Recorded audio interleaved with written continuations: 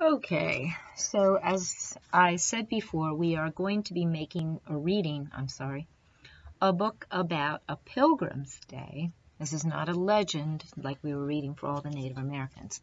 This is what we would call realistic fiction. We don't have any proof that it happened, but a lot of it seems pretty accurate, and it probably could have happened.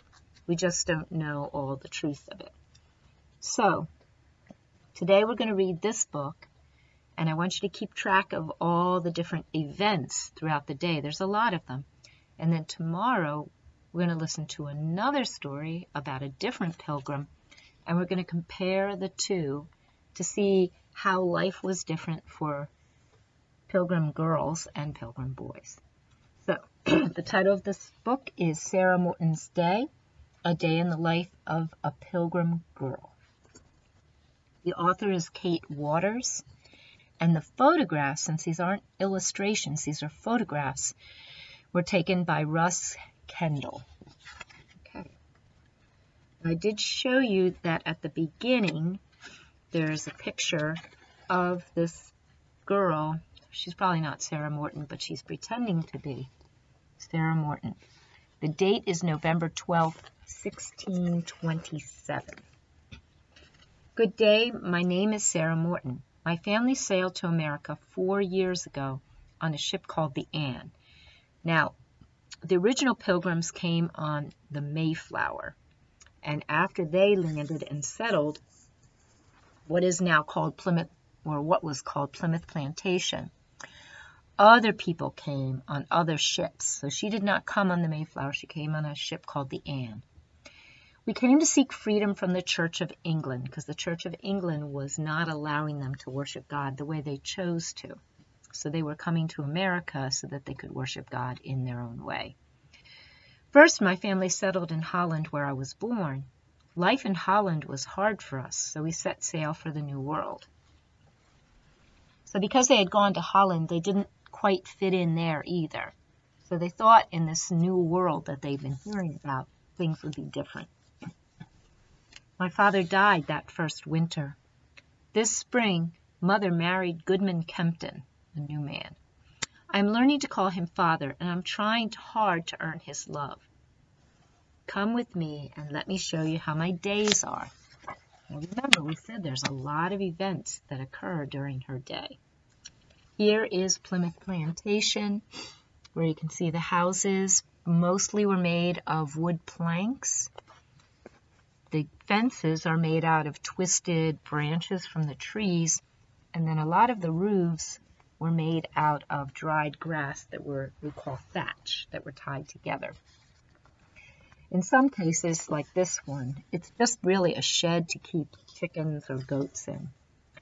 This is my village. It is called Plymouth Plantation. Plymouth Plantation. At sunup, when the cockerel crows, which means the rooster, I must get up and be about my chores.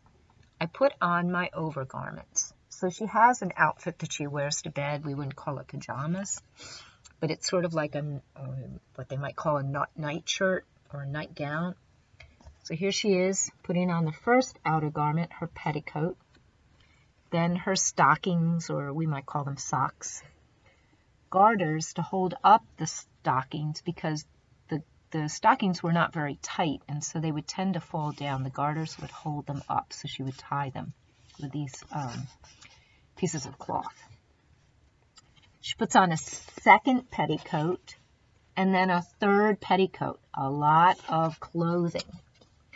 Then what was called a waistcoat, which was basically like a little jacket, a coif, which was a bonnet to go on the head, an apron to cover her clothes so that if anything got spilled, it would go on the apron. A pocket, you see the pocket? It's kind of like a little pouch that was tied around your waist, and then her shoes. And here she is. She has to roll up her bed, kind of like a sleeping bag, I guess you could say, and put it in the corner out of the way so that they had space in their little house. It was a very little house. The fire is mine to tend.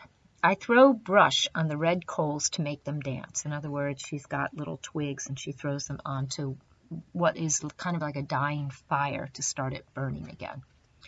Mother and I make the hasty pudding, so it's not just her. Her mother's helping as well. I lay the table with clean cloths, bowls, and spoons. So she got up, she got dressed, she put her bed away, she started the fire, she helped her mother make the breakfast. I serve Mother and my new father first. I must stand at my place to eat. Perchance, perhaps, my father will make a stool for me. So their food looks a lot like oatmeal, I guess. And then they have this bread made out of cornmeal, which is similar to cornbread, but not quite as sweet as what we're accustomed to. With the table scraps, so they're done eating, she's taking what was left over. I have collected. I go out to feed the chickens. Because I have forgotten to latch the pen, I must run her hens a game of chase. So, see, her chicken got out, and she's got to chase it down and bring it back. At milking time, I find my best friend Elizabeth Warren at the pen where the goats are. As we milk, we tell each other secrets. Today, I tell her of a dream about my real father. I miss him often, but I do not speak of him to anyone except Elizabeth. I do not wish to seem ungrateful to my new father. There they are, getting the goat ready to milk, and here they are talking with each other. Elizabeth likes to remember the time before she came here to the New World. She tells me of shops in England full of colored ribbons and of fairs with women dancing. So she's demonstrating dancing there.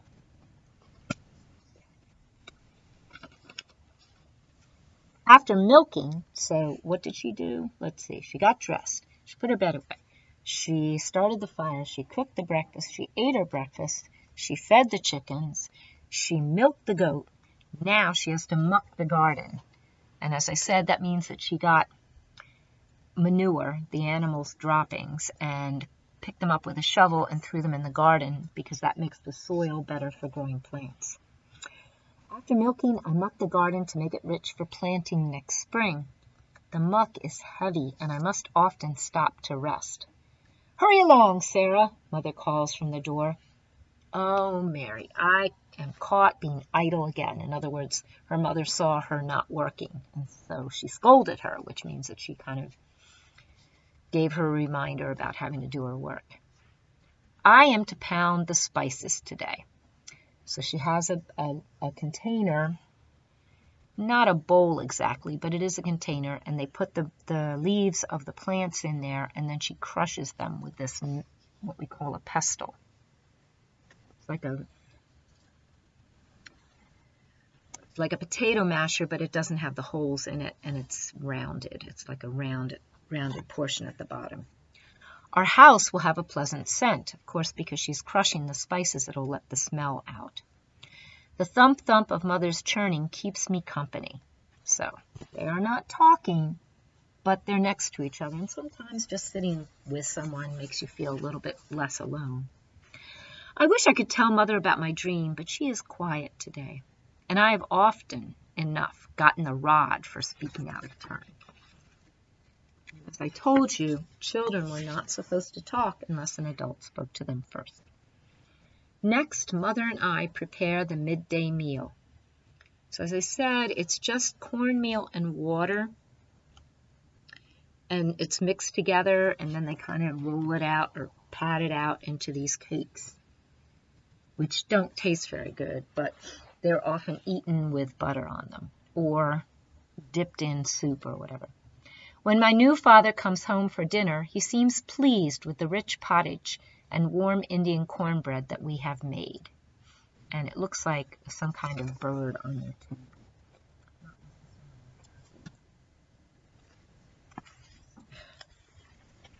Could be a goose, actually.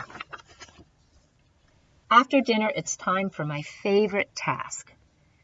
So, there's a lot of things that she's doing. She might not like digging up stuff and throwing it in the garden, but this she can sit down and enjoy a little bit better. I draw vinegar to polish the brass. So she's getting vinegar, and I know some people don't like the smell of vinegar, but maybe because she does it enough, she's used to it. If I am patient and rub the salt and vinegar slowly, the kettle will truly shine. Here she is. That's their way of cleaning it to get rid of all the scraps and to make it to be able to be used again. All of a sudden, I hear a warning shot from the meeting house on the hill. It means a ship has been sighted. Perhaps we will have some visitors on tomorrow's tide. I pray that they won't be people who wish to harm us. Mother says I may fetch Elizabeth. We run to the top of the hill to see the ship, but it is still a tiny speck out at sea. I dare not wait to see more. It is time for my lessons. They are running to see where the ship is and who's on it and so on, but of course it's very far away, so they don't find that out. My new father thinks I show a talent for learning. I am grateful for in many families, girls are not spared from their chores for lessons. And that was very common. Girls did not get to learn as if they were in school. My fingers are clumsy around the chalk, but it gets easier. So the letters don't look quite like what we are accustomed to. The letters that the Old English used were much more elaborate, more fancy. Someday I may be able to read Mother the letters that she gets from her relations in England. After the lesson, Elizabeth is waiting for me. I show her my new father's gift. He has made a knicker box. Elizabeth and I take turns shooting. We keep score with scratches in the sand. Today, my marbles go through the arches more truly. Her marbles bounce back to her. So I'm trying to see if you can see. I couldn't show you very well. There's a couple marbles there that you might be able to see. And they didn't go through. I am winning, but the sun is beginning to lower, and I must get back to my chores. I feed the fire to heat the pottage again. Now they're having an evening meal, which generally isn't quite as big as their noontime meal. It's just a small, like a little bit of bread and a little bit of soup.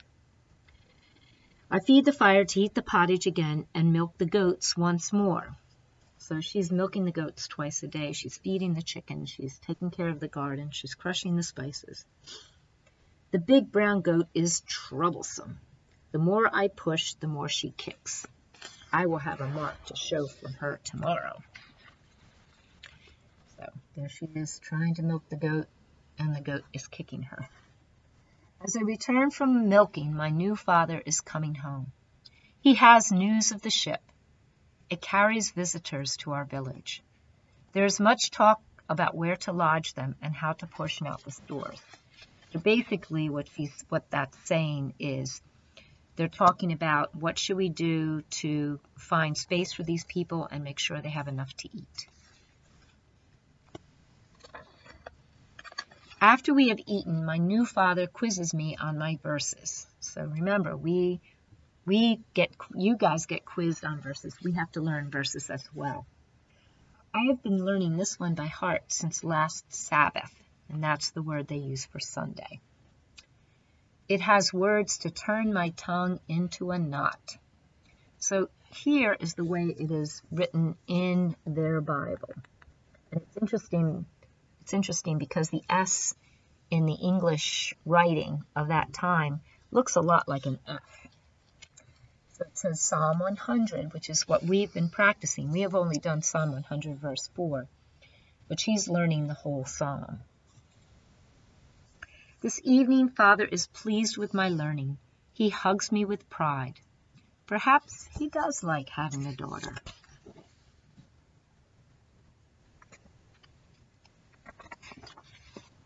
Mother calls for me.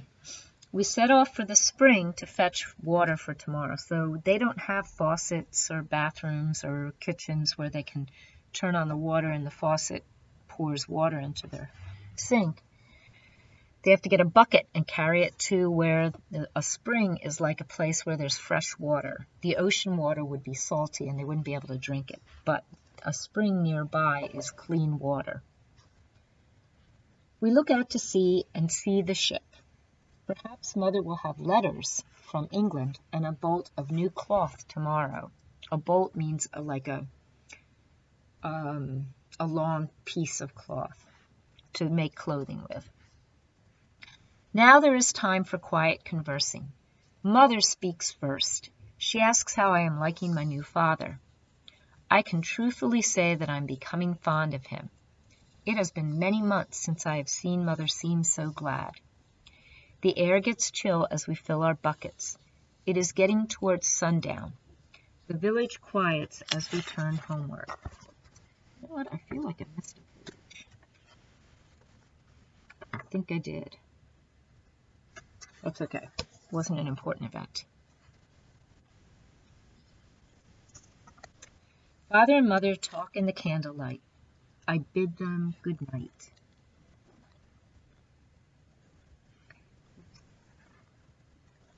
I get my bedding ready and put my overgarments in the chest. So she has to take off all, the 3 petticoats, the waistcoat, her pocket, her stockings, her garters, her shoes, her bonnet. Though I am almost grown, I tell the day's events to my poppet or her doll. I tell her about the ship in the harbor winning knickers from Elizabeth and my dream. And best of all, I tell her of my new father's pride in my learning. It has been a fine day. I say my prayers and thank God for his bounty. So I don't know how many of you pray before you go to bed, but that was a really important part of their day. Fare thee well, and God be with thee. So you see, she's laid out the mattress here, and she has a blanket and pillows, but it's all flat close to the ground.